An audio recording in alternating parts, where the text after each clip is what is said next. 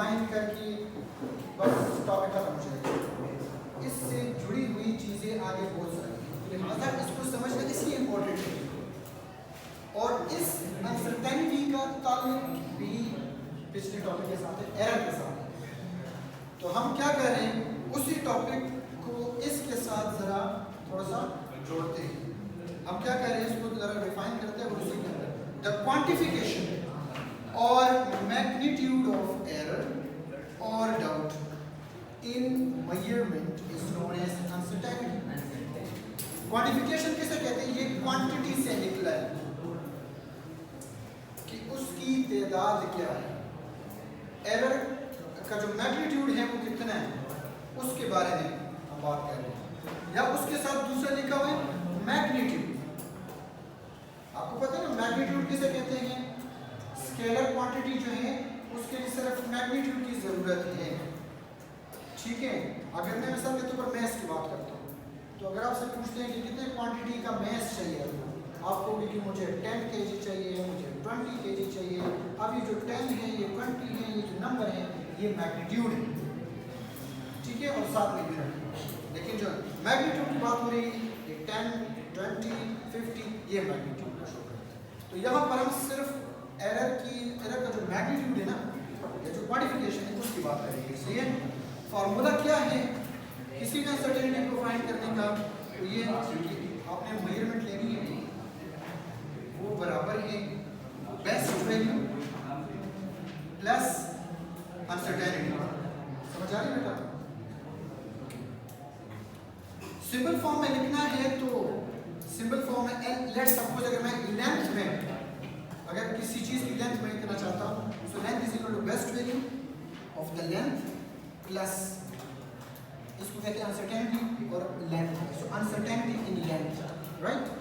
अगर आप एक एग्जांपल लेना चाहते हैं, लेट्स सपोज अगर मेरे पास बेस्ट वैल्यू किसी चीज़ की मैं मेजर करता हूँ और जिस इंस्ट्रूमेंट से मेजर कर रहा हूँ उसमें अनसर्टेनिटी या उसका लीस्ट होता है, राइट।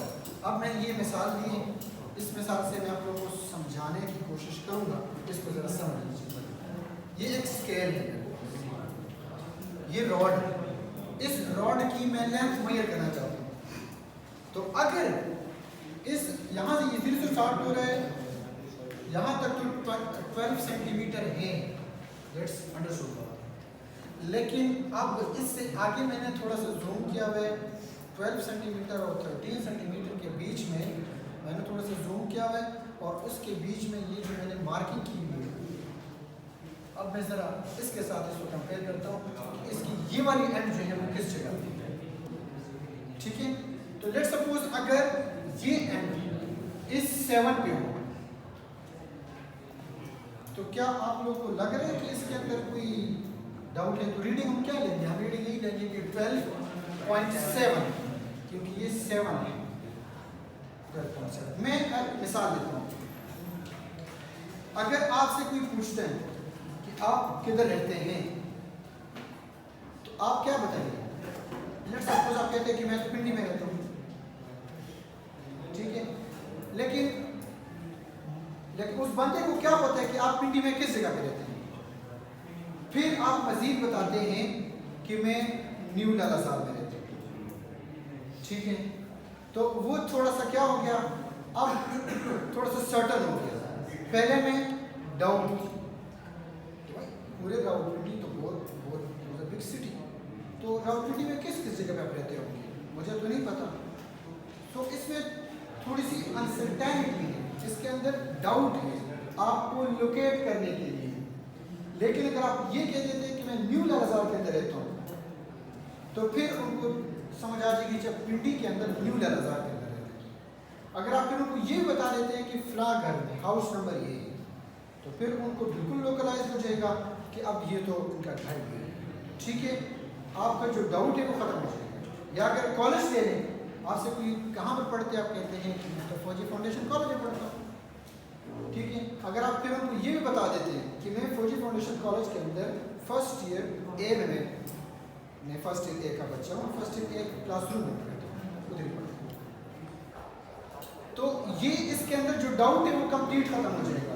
पहले के डाउट क्या थी, ज़्यादा थी, उसको तो पता नहीं चल रहा था ना कि किधर है, लेकिन जब आपने उसको थोड़ा सा लोकलाइज किया, इस इंस्टीट्यूट की बात की है, तो वो थोड़ा सा सर्टन होता आ रहा है, टू द पॉइंट पे आ रहा है। फिर आपने जब क्लासरूम की बात की तो वो डायरेक्ट, अगर आपसे कोई आना चाहता है तो फिर तो डायरेक्ट आप उनको पता चल जाएगा कि उधर लोकलाइज एक जगह पे मतलब है, वो क्लास ले रहे हैं जो भी है।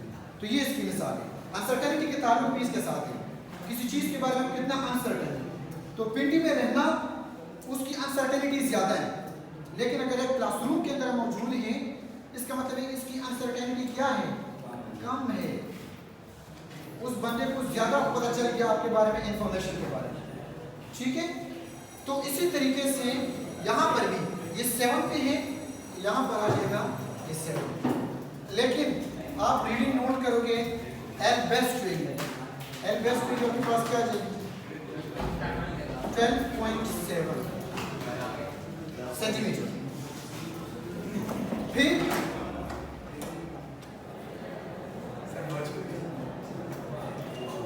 अच्छा, फिर आप क्या करेंगे, फिर मिसाल के तौर पर अगर ये एरो ये इससे थोड़ा सा आगे चला जाता है, ये मिसाल के तौर पर इसका मिड पॉइंट है, ठीक है।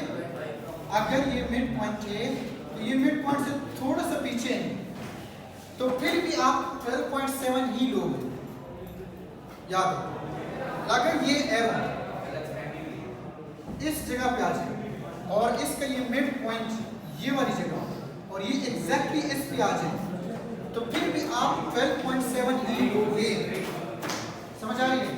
फिर ये इंपॉर्टेंट है बेटा, मतलब ये है कि मैं इसके लिए ये लिख सकता हूँ कि अगर इससे पीछे पीछे और ये इसको मैं सर्कल करता हूँ कि इस जगह से इसके बीच में होगा तो 12.7 सही है। अदरवाइज फिर ये चीज चेंज हो जाए। अगर ये इस जगह से इससे भी थोड़ा सा आगे चला जाता है या इसके साथ टच हो जाती है, आगे चला जाते हैं, फिर आप इसके लिए रीडिंग लोगे 12 पॉइंट, जो कि आगे ये 8 है, तो आप लोगे 12.8 समझ आएगी। फिर आपने 12.8 सेंटीमीटर, अदरवाइज आप लोगों ने ये ही लेना है। इसको समझे, ये फील्ड नहीं है, ये फील्ड है। फील्ड ना हो इसका मतलब है कि अगर इससे पीछे है ये रॉड की ये एंड, तो फिर आप 12.7 दोगे क्योंकि ये 7 है, और अगर इस पॉइंट पे है तो फिर भी आप 12.7 दोगे, और अगर इसके बीच में है फिर भी 12.7 दोगे, समझ आ रही है। तो ये एट बेस्ट वैल्यू ऐसे कैलकुलेट करोगे। इसके अंदर जो डाउट आ रहा है इस और इसके बीच में, वो 0.1 सेंटीमीटर आ रही है, इस और इसके बीच में भी 0.1 सेंटीमीटर आ रहा है। तो इसके अंदर जो डाउट है, जो अनसर्टेनिटी है, वो आपके पास है plus minus 0.1 centimetre. So total reading अगर आप कैलकुलेट करोगे, so total reading will be equal to 12.7 plus minus 0.1 centimetre, ठीक है। अच्छा, इसके बाद सर इस पे आ जाए, ये तो इसके बारे में था। अब इसके टाइप्स पे थोड़ा सा टाइप्स ये है कि इसके दो टाइप्स हैं, absolute uncertainty and the second one is relative uncertainty और परसेंटेज अनसर्टेनिटी। इसको हम इससे रिप्रेजेंट करते हैं डेल्टा से, it is represented by delta. इसका यूनिट होता है, उस क्वांटिटी पे डिपेंड करता है। थर्ड वन लीस्ट काउंट होता है, उसी को हम अनसर्टेनिटी कहते हैं। रिलेटिव या परसेंटेज अनसर्टेनिटी जो है उसको हम इससे रिप्रेजेंट करते हैं, ई से रिप्रेजेंट करते हैं, एप्सिलॉन से रिप्रेजेंट करते हैं, ठीक है। ये डायमेंशनलेस होते हैं, मतलब ये कि इसका कोई यूनिट नहीं होता। इसका ये फार्मूला मिसाल के तौर पर अगर आप एक रीडिंग लेते हैं और वो ये तो आपसे पूछे परसेंटेज अनसर्टेनिटी फाइंड करें, तो परसेंटेज अनसर्टेनिटी का ये फार्मूला है डेल्टा एल, ये लिखोगे इधर एल बेस्ट वैल्यू, इसके नीचे लिखोगे 100 से मल्टीप्लाई करोगे तो आपके पास परसेंटेज अनसर्टेनिटी आ जाएगी। ठीक हो गया बेटा।